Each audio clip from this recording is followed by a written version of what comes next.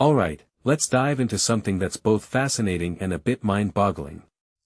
Imagine this: Harriet Dyer spent 18 months living out of suitcases with her daughters. Not a vacation, not a temporary relocation, this was their life. And here's the kicker: this isn't just a quirky lifestyle choice, it's a story that forces us to rethink what stability, home, and family really mean. So, what's the cost of living like this? Not just the financial cost, though that's part of it, but the emotional, psychological, and even societal costs. Let's break it down. First off, what strikes me is the sheer logistics of it all. Living out of suitcases for 18 months. That's not just about packing light, it's about constantly being in motion, never fully settling. Personally, I think this kind of lifestyle challenges our traditional notions of home. We're so conditioned to believe that home is a fixed place, a house, an apartment, a specific address. But Harriet's story flips that on its head. Home becomes wherever you are, whoever you're with. And that's both liberating and unsettling. What many people don't realize is that this kind of nomadic life can actually teach us a lot about adaptability and resilience. But it also raises questions about stability and the impact on kids. Are they missing out on something by not having a permanent base? Or are they gaining something unique by experiencing the world in this way? Now, let's talk about the financial side. Living out of suitcases doesn't necessarily mean you're saving money. In fact, it could be more expensive. Hotel stays, eating out, storage fees, it all adds up. But here's where it gets interesting. What if this lifestyle isn't about saving money but about prioritizing experiences over possessions?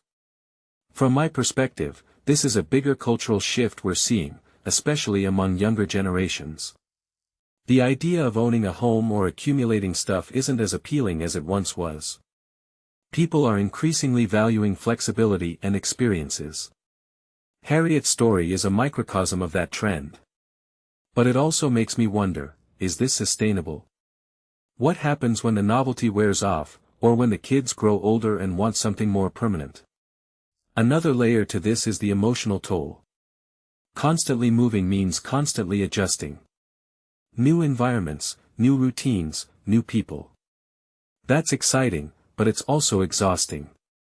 One thing that immediately stands out is how this lifestyle could impact relationships. On one hand, you're bonding with your family in a way that's incredibly intense and close. On the other hand, there's a risk of feeling isolated or disconnected from a broader community. What this really suggests is that while living like this might seem freeing, it's not without its challenges. It's a trade-off, and not everyone is equipped to handle it. What makes this really interesting is how it challenges societal norms.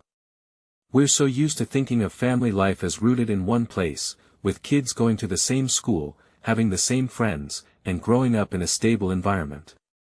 But Harriet's story shows that there's more than one way to raise a family. It's a reminder that there's no one-size-fits-all approach to parenting or living. Personally, I think this kind of unconventional lifestyle can be incredibly enriching, but it's not for everyone. It takes a certain mindset, a certain level of comfort with uncertainty.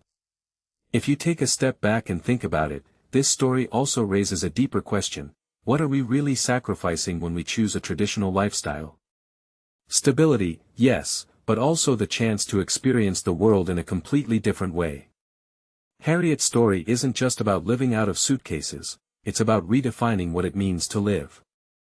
And that's something we could all learn from, whether we're packing our bags or staying put. So, here's my closing thought: what if the real cost of living like this isn't measured in dollars, but in the way it changes your perspective on life? It's a bold way to live, no doubt, but it also forces us to ask, what are we holding on to, and what are we missing out on? Let me know what you think in the comments. Would you ever consider living like this? And what do you think the real cost of this lifestyle is? Let's keep the conversation going.